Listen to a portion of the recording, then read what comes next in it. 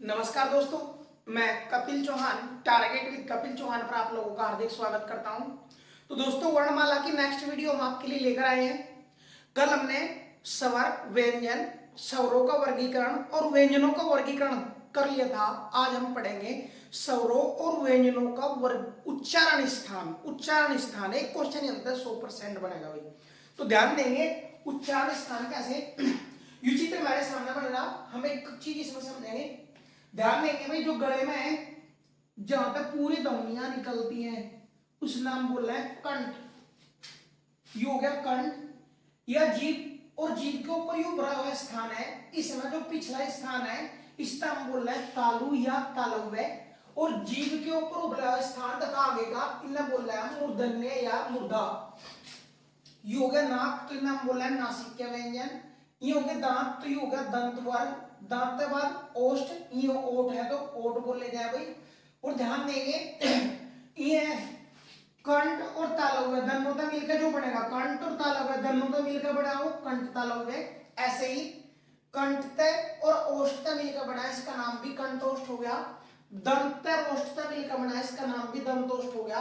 यु दंत मूल अर्थात दांतों की मूल स्थान। अब कहां तक कौन सा वर्ण बोला जाएगा, यह चीज इंपोर्टेंट है। हर सेट में क्वेश्चन जरूर आओगे इस चित्र तक भाई। तो कंठता जो बोले जाए, हम पहले व्यंजनों का वर्गीकरण स्थान पढ़ रहे। तो कंठता बोले जाने वाला पूरा कै वर्ग तथा है बोले जाए कंठता भाई। उसके बाद कंठ के बाद आया तालु। तालु तो जो बोले जाए वो छ वर्ग बोले जाए, और यह और स वर्ग बोले जाए भाई। कंठ के बाद तालु, तालु के बाद मूर्धन्य, मूर्धन्यता जो बोले जाए वो ट वर्ग और पेट पटास बोले जाए। मूर्धन्य के बाद हम दंत बोल रहे भाई, दंत बोले जाए तय वर्ग और छोटा सा है। और दंत के बाद ओष्ठ, ओष्ठ बोले जाए पै वर्ग, ओष्ठ बोले जाए भाई पै वर्ग। तो ध्यान देंगे ये थे व्यंजनों का वर्गीकरण स्थान। कंठ तक कै वर्ग, तालु तक छ वर्ग, मूर्धन्य तक कै वर्ग, दंत तक तय और ओष्ठ तक पै। अर्थात क्रमागत स्थान लगाए हम। कल यह बात करवाई दी थी कै छ ट तै पै। अर्थात कंठ तक कै छ ट तै पै क्रमागत लग जाएगा भाई अपने स्थान पे। तो ये थे हमारे व्यंजनों का वर्गीकरण स्थान। अब कंठ तक बोले जाए स्वरों का वर्गीकरण स्थान देखा तो जो कंठ तक स्वर बोले जाए वो कौन कौन से बोले जाए, ए और आ। कंठ तक बोले जाने वाले स्वर कौन से हैं, ए और आ। तालु से बोले जाने वाले स्वर जो है वो छोटी और बड़ी। और कल बताया भी था संयुक्त स्वर, संयुक्त मतलब मिलकर बने थे। ए आ और छोटी ई तब बनकर मिलकर क्या बने थे, ए ई। तो कंठ और तालु दोनों का मेल हुआ, स्थान का नाम भी कंठ तालव्य हुआ। और कंठ तालव्य से बोले जाने वाली ध्वनियां कौन सी हो जाएगी, ए ऐ।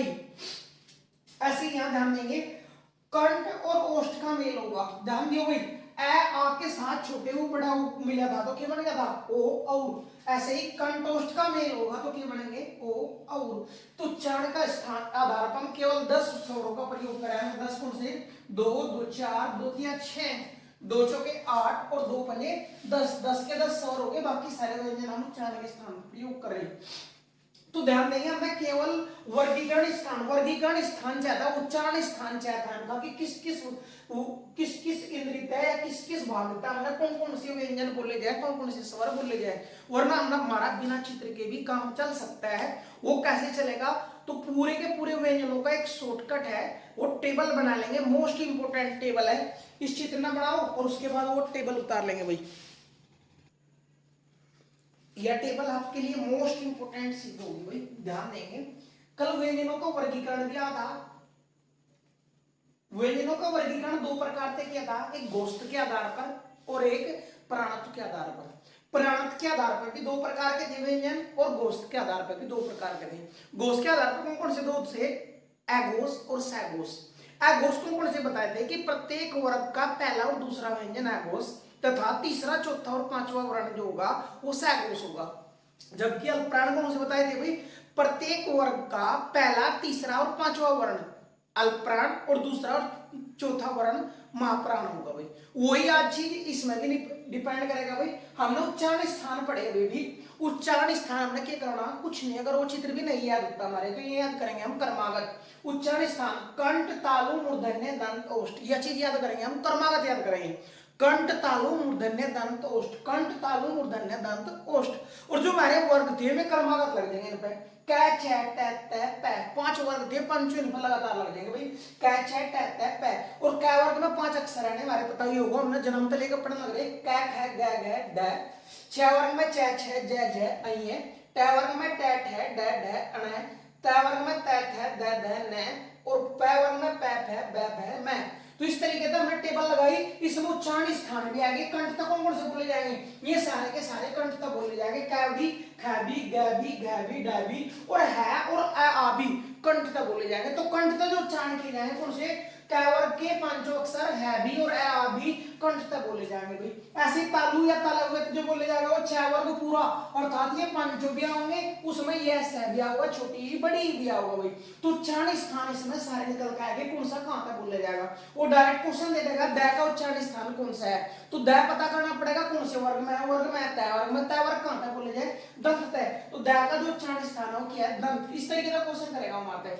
तो जितने भी उच्चारण स्थान के क्वेश्चन है लिख दिया मैं, कंठ तय बोले जाएंगे सारे, तालु तय बोले जाएंगे सारे, मूर्धन्य तय बोले जाएंगे भाई, दंत तय बोले जाएंगे, ओष्ठ तय बोले जाएंगे। जबकि कंठोष्ठ दो ही जना मिलेंगे तो कंठोष्ठ का बनेगा ए आई, और कंठ और सॉरी कंठ तालु एक जना मिलेंगे तो ए आई, और कंठोष्ठ मिलेंगे तो कंठोष्ठ ही नाम हो जाएगा ए ओ। ये जो उच्चारण स्थान हो गए। अब व्यंजनों का वर्गीकरण भी आता, वो भी थोड़ा सा यहां समझ लेंगे भाई। व्यंजनों के वर्गीकरण के बताता, घोष और अघोष में बांटे थे पहले तो दो भाग। तो घोष कौन से थे, प्रत्येक वर्ग का पहला व दूसरा अक्षर अघोष कहलावा है। तो प्रत्येक वर्ग यानी क्या वर्ग और कोई सा भी वर्ग हो, प्रत्येक वर्ग का, तो यह पूरी लाइन अघोष व्यंजनों की है, या पूरी लाइन अघोष, पहला और दूसरा वर्ण, प्रत्येक वर्ग का पहला और दूसरा वर्ण अघोष कहलाऊगा, तथा बाद के तीनों सघोष कहलाऊंगे। यह लाइन भी सघोष की है, यह भी सघोष की है, और यह भी सघोष व्यंजनों की है भाई। ऐसी प्राण और महाप्राण में अल्प प्राण और महाप्राण दो भागों में बांटे गए।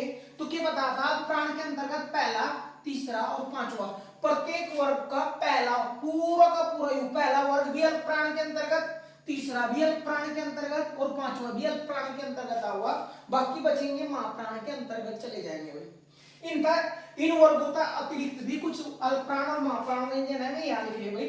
अघोष और सघोष में जब बैठे थे तो अघोष व्यंजन में क्या कहा था, वर्गों की अलग बात रहेंगी, वर्ग अलग थे, अंतस्थ व्यंजन कह लो, अंतस्थ व्यंजन ये दिए उस व्यंजन थे, ये भी बांटने थे। तो अघोष के अंतर्गत तीनों स, और सघोष के अंतर्गत अंतस्थ व्यंजन साढ़े यानी और एक है भी नहीं में चलेगा था। ऐसे ही अल्प प्राण के अंतर्गत अंतस्थ व्यंजन आएंगे सारे, अंतस्थ व्यंजन कौन से थे, और महाप्राण के अंतर्गत सारे उस व्यंजन महाप्राण के अंतर्गत आएंगे।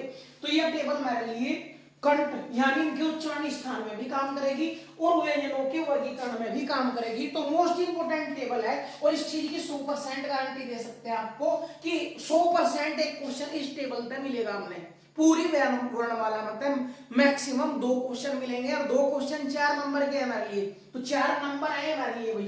तो यहाँ आकर हमारी वर्णमाला कंप्लीट होगी। तो नेक्स्ट हम वर्णमाला की एक्सरसाइज करेंगे भाई, और एक चीज जानता समझेंगे, सब चीज नोट करते जाएंगे भाई। दिल तक जो बंदा लिख रहा है 100% गारंटी दे कि भी क्वेश्चन बाहर नहीं आने देंगे। जो चीज पढ़ाई जाएगी, जो चीज नहीं पढ़ाई गई उसका मैटर अलग है, हम कोशिश करेंगे सारी चीजें पढ़ा दें आपसे। तो नेक्स्ट एक्सरसाइज स्टार्ट करते हैं वर्णमाला की भाई। एक्सरसाइज स्टार्ट करते हैं भाई। वर्णमाला सारी दोहराएंगे, एक्सरसाइज बाद में करिए, पहले यहां समझ लेंगे। मानक हिंदी वर्णमाला में वर्णों की संख्या कितनी है। तो मानक हिंदी वर्णमाला में वर्णों की संख्या जो टोटल दी गई हुई, वर्णों की संख्या है टोटल 52। तो 52 वर्णों की संख्या है। तो यूनिट ऑप्शन में है 10, 11, 33। तो आंसर पहले क्या रहेंगे, 52। उच्चारण के आधार पर वर्णों की संख्या, तो दोस्तों बता भी था मानक हिंदी वर्णमाला में टोटल वर्ण जो है 52 में भी 13 स्वर, 35 व्यंजन और 4 संयुक्त व्यंजन बताए गए आपको।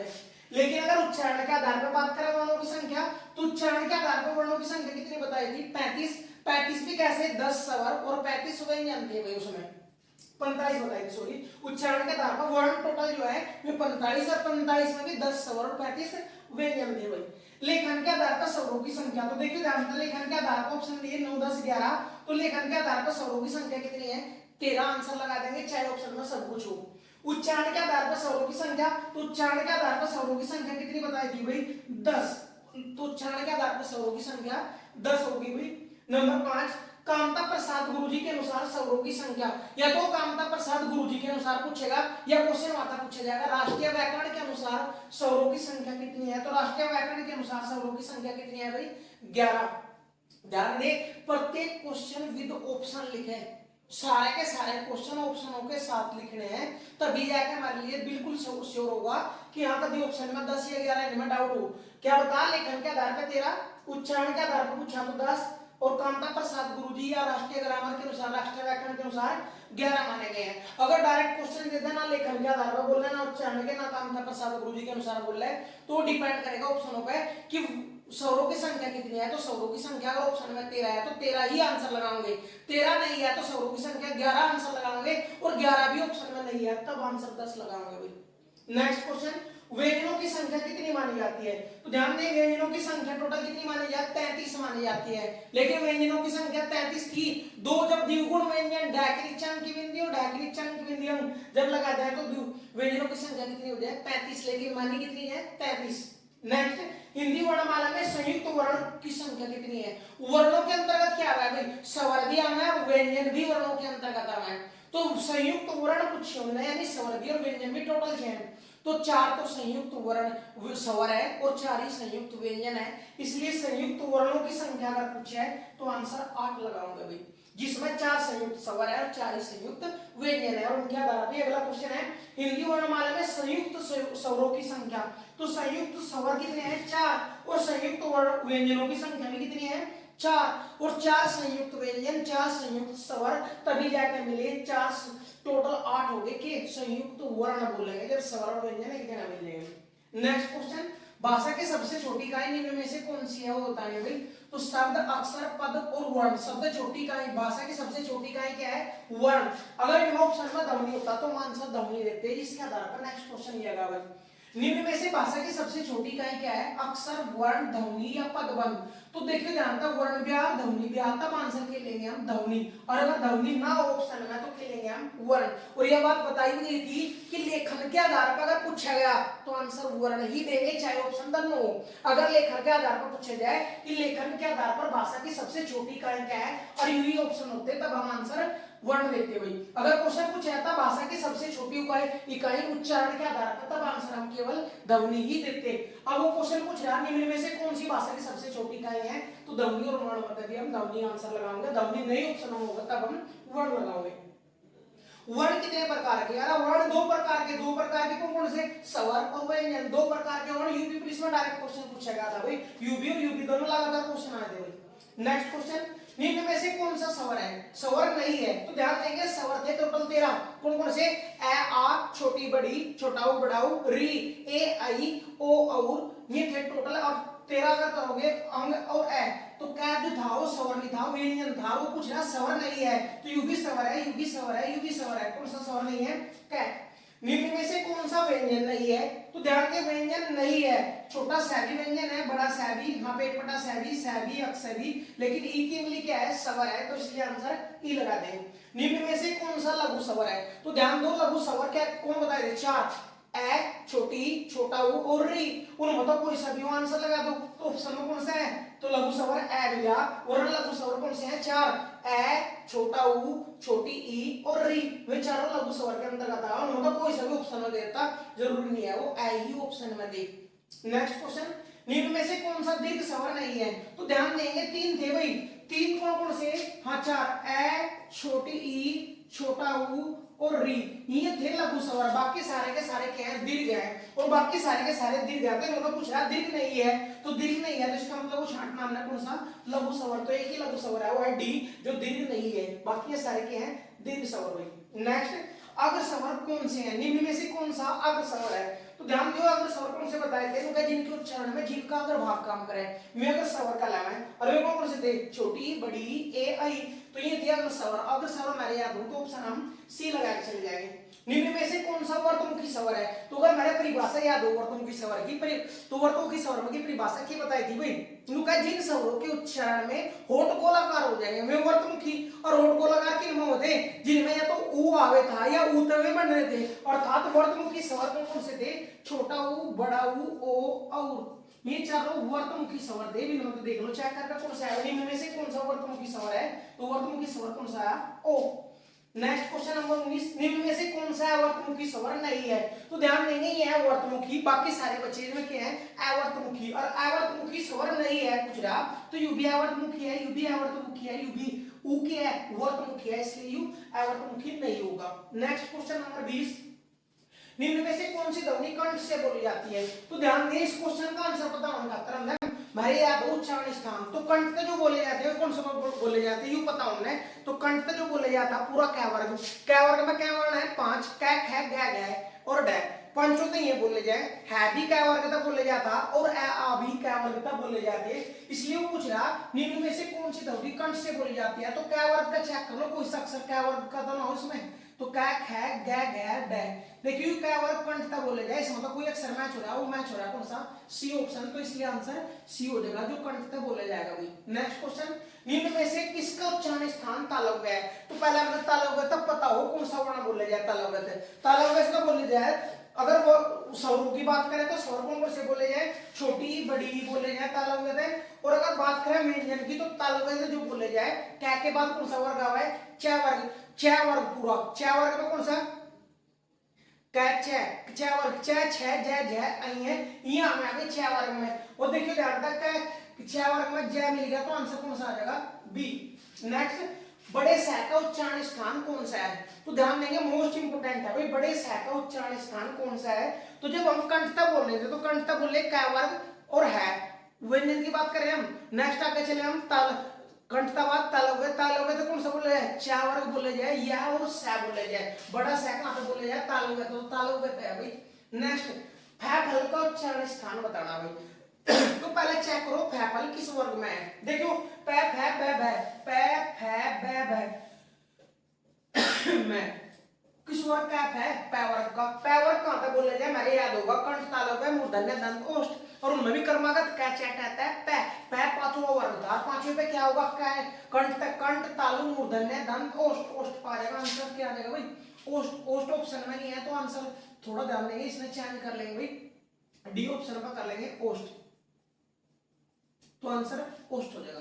नेक्स्ट क्वेश्चन नंबर 14, निम्न में से अघोष व्यंजन नहीं है, तो हमने पहले पता हुआ अघोष व्यंजन हो कौन से भाई अघोष व्यंजन कौन से होंगे यह चीज हमने पता हो, अघोष व्यंजन कौन से हो प्रत्येक वर्ग का पहला और दूसरा वर्ण ही अघोष व्यंजन हो, एक तो यूं और तीनों से भी अघोष व्यंजन के अंतर्गत ही आवे, तो प्रत्येक वर्ग का पहला और दूसरा जो कि हो अघोष हो, लेकिन वो क्या अघोष नहीं है तो इसका मतलब चेक करना पड़ेगा कौन सा पहला या दूसरे अक्षर में नहीं है, तो देखियो तैत है तै भी पहला अक्षर है, पैप है दूसरा है भाई, तैत है दूसरा अक्षर है भाई, तो ध्यान दियो तै भी अपने वर्ग का पहला है, फै पैप है दूसरा है भाई, तैत है दूसरा है भाई, और ग कै वर्ग का कै ख ग तीसरा अक्षर है, जबकि हमने पता अघोष व्यंजन कौन से हो प्रत्येक वर्ग का पहला भी और दूसरा भी अघोष में आवा, लेकिन ये तीसरा था इसलिए अघोष व्यंजन के अंतर्गत क्या होगा ग। निम्न में से सघोष व्यंजन नहीं है, तो ध्यान दो पहला और दूसरे ना छोड़ के जितने भी है सघोष बचा है, और सघोष बचा है तो इसका मतलब किसी भी वर्ग का तीसरा चौथा और पांचवा वर्ण ही सघोष कहलावा है, लेकिन वो कैसा सघोष नहीं है, इसका मतलब कौन सा है अघोष होगा, अघोष होगा तो कौन सा मिलेगा पहले दो वर्गों में, पहले दो वर्गों में तो कौन सा है देखिए जानते हैं हंसी टै और ठै दूसरा है भाई टै वर्ग का दूसरा है, तो यू सघोष नहीं है कि यू अघोष था, तो ऑप्शन बी कर देंगे। निम्न में से अल्पप्राण कौन सा है, तो पहले हमने अल्पप्राण पता हो कौन से हो भाई, तो ध्यान देंगे अल्पप्राण कौन से हो प्रत्येक वर्ग का पहला तीसरा और पांचवा वर्ण अल्पप्राण कहलाता है, तो अगर बात करें हम ख की ख दूसरा है गलत हो जाएगा भाई, घ चौथा है भाई, अहिए पांचवा है कै वर्ग का अहिए पांचवा अक्षर है, और अल्पप्राण में कौन से है पहला तीसरा और पांचवा है, इसलिए आंसर सी हो जाएगा भाई। महाप्राण में कौन से बचे जब 1 3 5 तो इनमें चले गए, तो महाप्राण के अंतर्गत कौन सा होगा चौथा, हाँ दूसरा और चौथा, प्रत्येक वर्ग का दूसरा और चौथा वर्ण का आ जाएगा महाप्राण के अंतर्गत, तो चेक करो अण जो पांचवा अक्षर है, यू तीसरा अक्षर है, तै पहला अक्षर है, ख दूसरा है, इसलिए यू महाप्राण के अंतर्गत चल जाएगा भाई। नेक्स्ट क्वेश्चन नंबर 28, निम्न में से कौन सा संयुक्त व्यंजन है, तो संयुक्त व्यंजन 4 थे भाई, 4 कौन से थे संयुक्त व्यंजन, ध्यान देंगे संयुक्त व्यंजन 4 थे, कौन कौन से थे अक्ष त्रय अग्रसर है। अगर मैंने याद है तो ये है 4 संयुक्त व्यंजन और वो पूछ रहा है इनमें से कौन सा संयुक्त व्यंजन है, तो इनमें चेक करो कौन सा लिख रहा है, और वो लिख रहा है यहाँ अक्सय, तो आंसर हो जाएगा अक्सय। 29वां क्वेश्चन, निम्न में से कौन सा संयुक्त व्यंजन नहीं है, तो ये है संयुक्त व्यंजन। इन मतलब जो नहीं होगा, देखिए यहाँ तक सभी है संयुक्त व्यंजन, स है नहीं है तो यही संयुक्त व्यंजन नहीं है, ऑप्शन बी।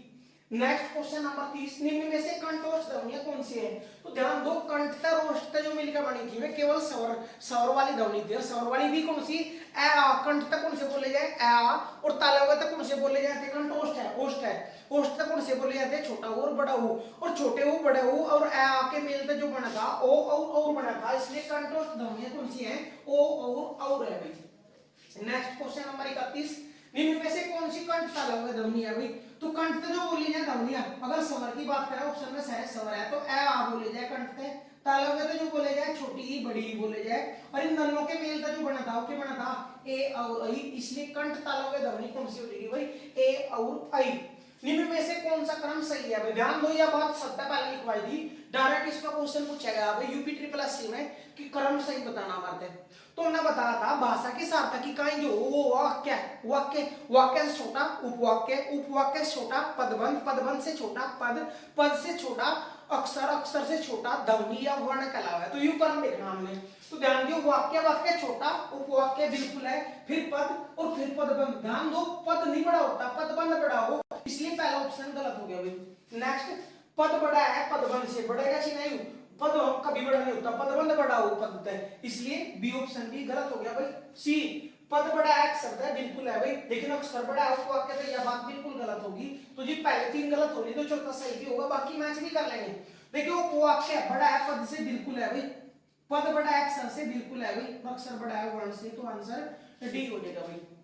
देखो क्वेश्चन बनाना है 30 और बना लो, अर्थात कैसे बना लोगे, जैसे निम्न में से कौन सी कंठ से बोली जाती है, यहाँ गया के स्थान पर कुछ और रख देगा वो, या फिर इनके स्थान पर कुछ और ऑप्शन चेंज कर देगा वो, या फिर दे देगा इन चारों में कंठ तक बोले जाने वाली नहीं है तो 3 कंठ तक बोलने वाला लिख देगा, बाकी वाला लिख देगा, तो मेरे लिए बिल्कुल कंठस्थ हो सब कुछ, अर्थात ए टू जेड चीज मेरे अंगलियों को हो, फिर कोई भी प्रश्न करेगा वो कोई दिक्कत नहीं आनी हमने, तो अपना पूरी वर्णमाला रिपीट कर लेंगे और बाद में एक्सरसाइज कर लेंगे, विद ऑप्शन उतारे ध्यान में, आपका ही बेनिफिट है इसमें, 2 मिनट की मेहनत होगी, और मेहनत ऐसी चीज है किसी भी क्षेत्र में कर लो रंग दिखाओगी, या जरूरी नहीं है कि पढ़ाई ही करनी है, जोड़ खोद दोगे 2-4 दिन में, अरे भाई कुछ भी करो, कोई भी सेक्टर है मेहनत करोगे तो वो अपना रंग दिखाओगी, अलग ही दिखेगा उसका, तो इसलिए थोड़ी और मेहनत लगेगी, विद ऑप्शन ही उतार दें आपके लिए बेस्ट होगा। ठीक है दोस्तों, तो वर्णमाला आज कंप्लीट होगी, कल नेक्स्ट टॉपिक हम आपके लिए लेकर आएंगे, ठीक है, तब तक के लिए धन्यवाद।